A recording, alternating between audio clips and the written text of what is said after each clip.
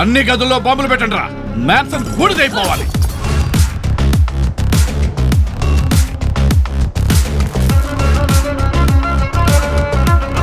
తీరా హుక్కు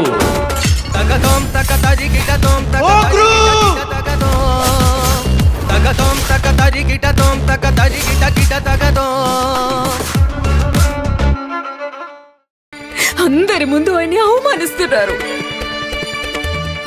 గోదమ్మ మన ఇంటికి మొత్తైదుగా వచ్చింది కదా, మరి నేనెందుకు వెళ్ళకూడదు?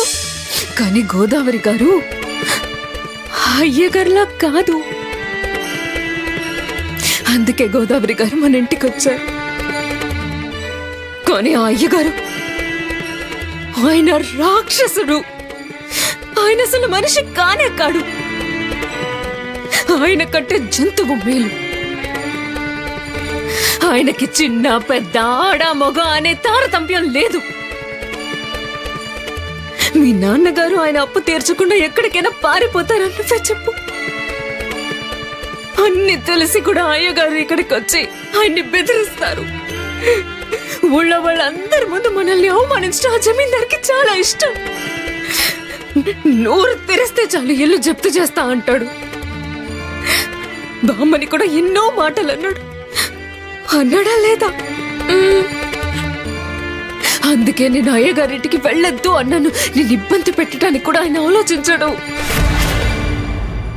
నువ్వు అక్కడికి వెళ్ళే ప్రతిసారి మాకు భయం వేస్తోంది.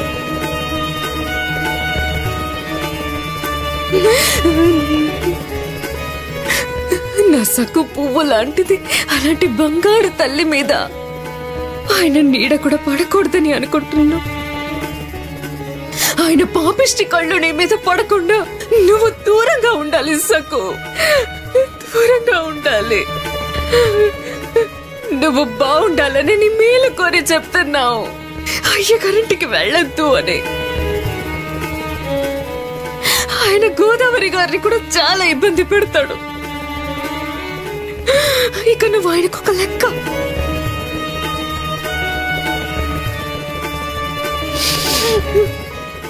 ఇక నువ్వే చెప్పు సక్కు. ఆయన పరమ దుర్మార్గుడు. మేము వెళ్ళొద్దని మొత్తుకున్నా కూడా ఆయన ఇంటికి వెళ్ళావు.